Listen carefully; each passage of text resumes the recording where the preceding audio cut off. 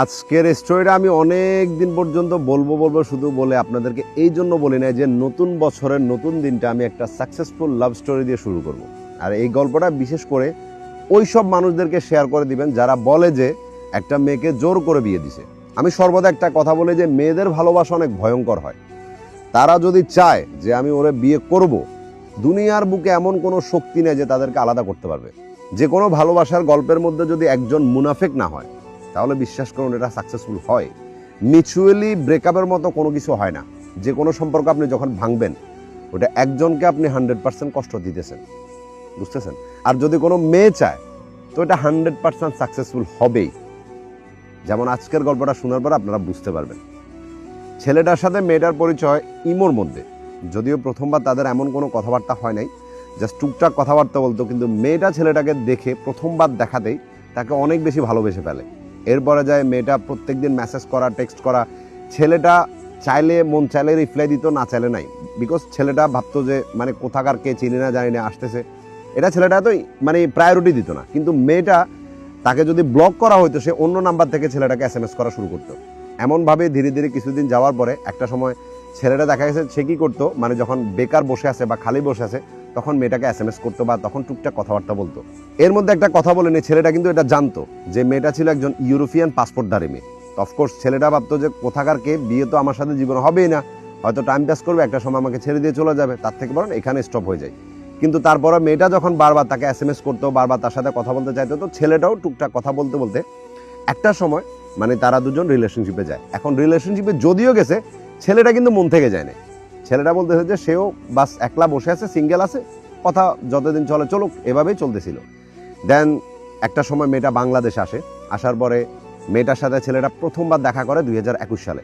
তারা যেদিন দেখা করতে যায় ওই দিনের মুহূর্তটা অনেক সুন্দর ছিল, যেটার একজন সাক্ষী আমি নিজেও ছিলাম, সত্যি বলতেছি। তো ওই দিন যখন ফার্স্ট টাইম মেয়েটাকে ছেলেটা সামনাসামনি দেখছে, তার ভিতরে ভালোবাসাটা অপুরন্ত হয়ে আসছে, যেটা বলার মতো না। বুঝতে পারতেছেন আমি কোন টাইপের কথা বলতেছি? মানে ফার্স্ট টাইম যখন মেয়েটাকে দেখছে, সে দেখার পরে তার মায়া পড়ে গেছে এবং ওই দিন সে ডিসাইড করছে যে মেয়েটাকে সে মন থেকে ভালোবাসবে এবং তার জন্য যত কিছু করার দরকার সে করবে। এরপরে তারা যখন কথা বলতে বলতে একটা সময় জানতে পারলো যে মেয়েটা ছেলেটার একটা রিলেটিভের মধ্যেই ছেলেটারও আত্মীয় হয়। এটা ছেলেটা তখন জানছে, এর আগে জানতো না। এরপরে যাক দেখা সাক্ষাৎ করার পরে মেয়েটার জায়গায়, ছেলেটার জায়গায়। এখন মেয়েটার কথা হলো যে মেয়েটা বিয়ে করবে, ছেলেটার কথা হলো যে সে এখন বিয়ে করার পজিশনে নাই বা সে এখন বিয়ে সাথে করতে চাইতেছে না, বিকজ ক্যারিয়ারে সেটেল হবে একটা বিষয় আছে। আর মেয়েটা যেহেতু একজন ইউরোপিয়ান পাসপোর্টধারী মেয়ে, বুঝতে পারতেছেন তাকে বিয়ে করাটা এতটা ইজি হবে না। মেয়েটা চাইতেছে যে যেমন করে হোক যাই করুক সে ছেলেটাকে বিয়ে করবেই, কিন্তু ছেলেটা বিয়ে করতে রাজি না বা প্রস্তুত না। সে অনেকবার মেয়েটাকে বুঝেছে কিন্তু মেয়েটা কোনো মতে বুঝতে রাজি না। এরপরে তারা দ্বিতীয়বার যখন আবার দেখা করলো, মেয়েটা কি করছে, তার বাড়ি থেকে তার স্বর্ণ গয়না যা যা আছে সমস্ত সবকিছু একটা ব্যাগের মধ্যে নিয়ে চলে আসছে। আসার পরে ছেলেটাকে বলতেছে যে তুমি এই মুহূর্তে এখন যদি আমাকে বিয়ে না করো তাহলে আমি এখানে সিক্রেট ক্রিয়েট করবো। কিন্তু ছেলেটা তাকে বারবার বুঝানো পরও মেয়েটা কোনো মতে বুঝতে রাজি ছিল না। সে ব্যাগটাকে ঝাড়ি মেরে ফেলে ছেলেটাকে অনেক আজে বাজে কথা বলছে এবং তাকে বলতেছে যে যদি আমাকে বিয়ে করতে হয় এখনই করতে হবে। তো ছেলেটা এর ভিতরে মেয়েটার যখন বয়স সম্বন্ধে দেখলো, দেখতেছে যে সে 18 বছর এখনো পূর্ণ হয় নাই, আরও কিছু দিন বাকি আছে, 18 বছর হতে আরও কয়েকটা মাস বাকি আছে। তো এটা দেখার পর বলতেছে যে যখন তোমার 18 বছর হবে তখন যে আমরা বিয়ে শাদী করে এটা বেটার হবে। যাক মেয়েটাকে বুঝাই শুনাই কথাবার্তা বলে তার স্বর্ণ গয়নাগুলো তার কাছে দিয়া মেয়েটাকে আবার ইউরোপে পাঠাই দিল, সে আবার চলে গেছে। এরপরে তাদের মধ্যে কথাবার্তা চলতেছিল, সব কিছু ঠিকঠাক চলতেছে, কিন্তু মেয়েটা কোনো মতে মানতে রাজি না। তার কথা হলো যে ছেলেটাকে সে হারাই ফেলবে। আর এই জন্য সে ছেলেটাকে প্রতিনিয়ত একটা প্রেশার দিত যে যাতে মানে তাকে বিয়ে করে। এর মধ্যে ছেলেটা কি করলো, মেয়েটাকে বলতেছে যে ঠিক আছে আমরা বিয়ে করব, ফোনের মধ্যে আমরা বিয়ে করে নিই। এরপরে মেয়েটা ওইটাতে রাজি হয়ে গেলো। দেন তারা দুজন কথাবার্তার ভিতরে মানে সুন্দর মতো একটা মসজিদের ইমামকে দিয়ে ফোনের মধ্যে তারা বিয়ের সাথে করে নিল। যাক বিয়ের সাথে হওয়ার পরও তাদের রিলেশনশিপ চলতেছে কন্টিনিউ, হাজব্যান্ড ওয়াইফের মতো বলেন বা বয়ফ্রেন্ড গার্লফ্রেন্ডের মতো বলেন, তারা অনেক ভালোভাবে কন্টিনিউ চালা যাচ্ছিল। এখন তাদের চিন্তাধারা হলো যে তারা একাত্রিত কেন হবে, কারণ এই বিষয়টা যদি কোনো মতে মেয়ের পরিবার জানে, অফকোর্স বুঝতে পারতেছেন যে মেয়েটা একজন ইউরোপিয়ান পাসপোর্টধারী মেয়ে আর ওই ছেলেটা হলো একটা বাংলাদেশে থাকা ছেলে।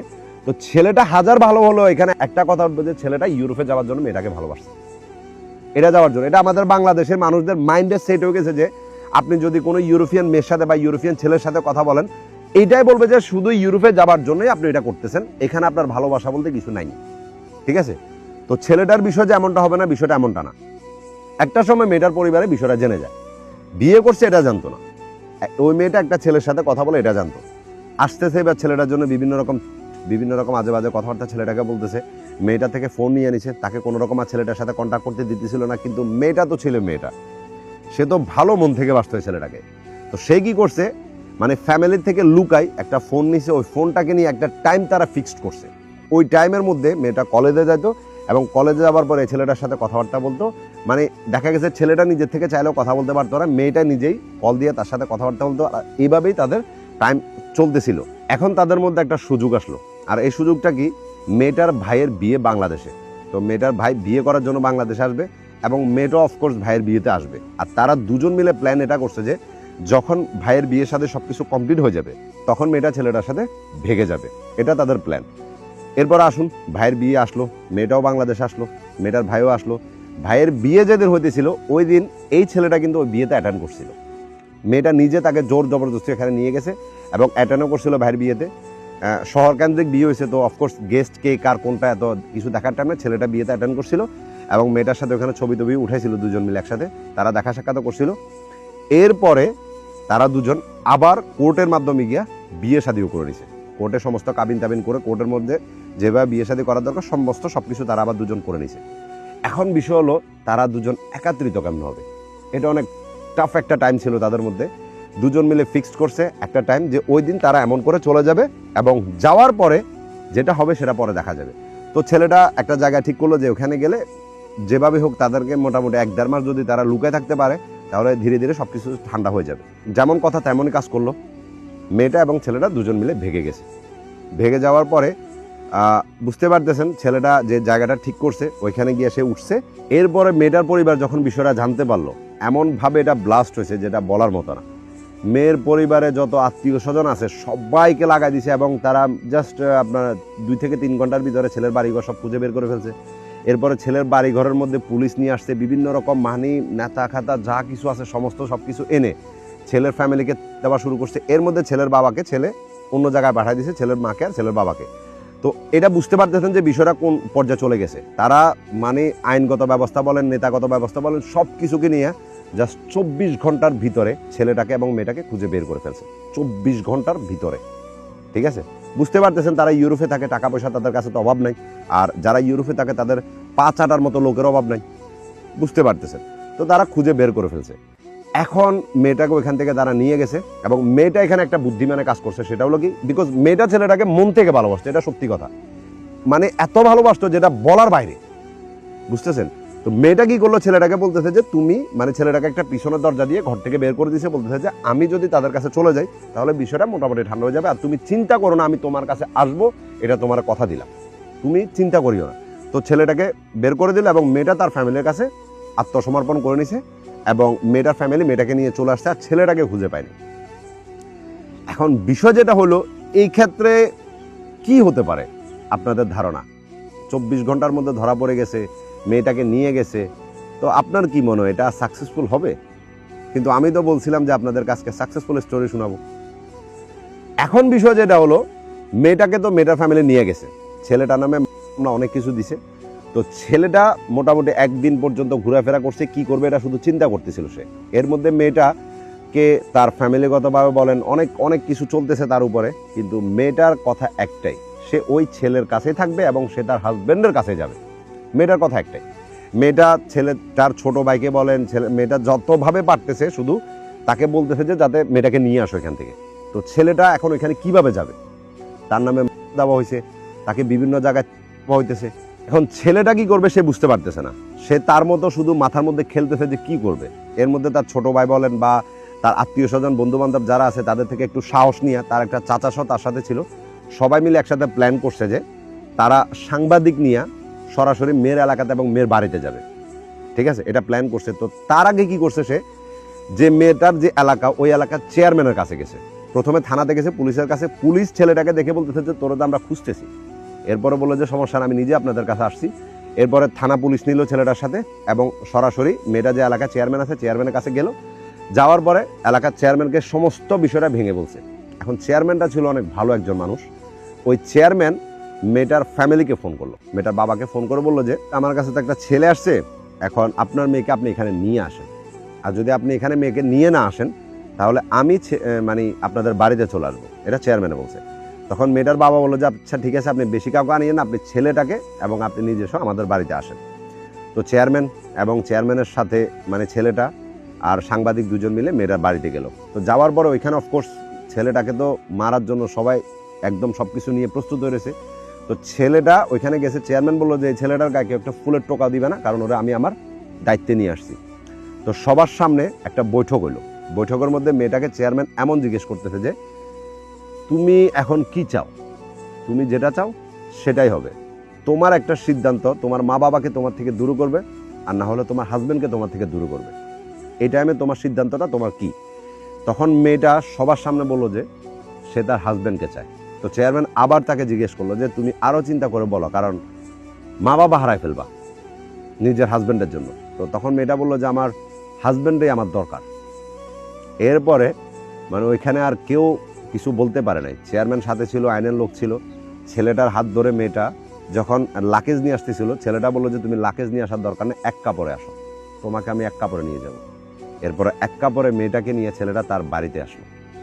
এরপরে ধুমধাম করে মেয়েটাকে ওখানে উঠানো হলো। এখন বিষয় যেটা হলো, মোটামুটি যখন 2 মাস তারা একসাথে ছিল, থাকার পরে মেয়েটা চিন্তা করলো যে সে এখানে থাকলে তো তার হবে না, সে একজন পাসপোর্ট হোল্ডার ইউরোপিয়ান। তো সে কি করলো, সে ইউরোপে আপনার অ্যাম্বাসিতে যোগাযোগ করলো, তার সমস্ত বিষয়টা সে ওখানে ডিসকাস করলো। কথাবার্তা বলার পরে মেয়েটা বললো যে সে যদি ওখানে যায় তার নিজের ক্ষতি হতে পারে। তো অ্যাম্বাসির যে লোকরা ছিল তারা বললো যে সমস্ত প্রোটেকশন দিয়ে মেয়েটাকে ওখানে নিয়ে যাবো। তো 2 মাস পরে মেয়েটা আবার ইউরোপে ব্যাক করলো। এর ভিতরে মেয়েটার মায়ের সাথে কথাবার্তা হইতো বা বাবার সাথে কথাবার্তা বলতো, কিন্তু ভাইরা কেউ মেয়েটার সাথে কথাবার্তা বলে নাই। তো যখন নিজের বাড়িতে গেলো, ওইখানে আবার সমস্ত সব কিছু আছে। এর মধ্যে মেয়েটা প্রেগনেন্ট হয়েছে। ওইখানে যাওয়ার পরে ঠিকঠাকভাবে সব কিছু চলতেছিল। মেয়েটা টার্গেট একটাই যে সে ছেলেটাকে ওখানে নিয়ে যাবে, আর এটার জন্য যত কিছু তার করতে সে সমস্ত সব কিছু করবে। অফকোর্স মেয়েটার যে ফ্যামিলি ছিল তারা এটার বিরোধিতা ছিল, চাইছে মেয়েটাকে অনেক বোঝানোর, কিন্তু মেয়েটাকে তো বোঝাতে পারেই নাই। তো এর মধ্যে তার ডেলিভারি হলো এবং একটা ছেলে সন্তান তার দুনিয়াতে আসলো। তো যে ডেলিভারি হওয়ার আগে সে যখন অ্যাম্বাসিতে গেল, তার ছেলেটার ভিসার জন্য প্রসেসিং যে করার, ওইটা একটু ইমার্জেন্সি করাতে ছেলেটার ভিসাও খুব তাড়াতাড়ি হয়ে গেছে। মেয়েটার এটা চিন্তাধারা ছিল যে সে যখন ডেলিভারি হবে তার আগেই তার হাজব্যান্ডকে সে নিয়ে যাবে, কিন্তু ওইটা তো হয় নাই। তো যখন ডেলিভারি হয়ে গেছে, এরপরে তার হাজব্যান্ডকে সে ওইখানে নিয়ে গেছে এবং সমস্ত পরিবারের বিরুদ্ধে গিয়া মেয়েটা তার ভালোবাসাকে সাকসেসফুল করে দেখাইছে এবং তারা হাজব্যান্ড ওয়াইফ এবং একটা সন্তান সহ তারা একসাথে আছে, আলহামদুলিল্লাহ। বুঝতেছেন আমি কেমন একটা গল্প আপনাদেরকে শোনালাম। একটা সময় গিয়ে পরিবারের সবাই মেনে নেয়, এটা আমি সর্বদা সবসময় বলছি, সন্তানকে কেউ কখনো ফেলে দেয় না। সাময়িক সময়ের জন্য কষ্ট সবাই পায়, কিন্তু একটা কথা মনে রাখতে হবে যে আপনি এমন একটা সিচুয়েশন আপনার সামনে আসবে, হয়তো আপনার পরিবার না হলে ভালোবাসার মানুষ।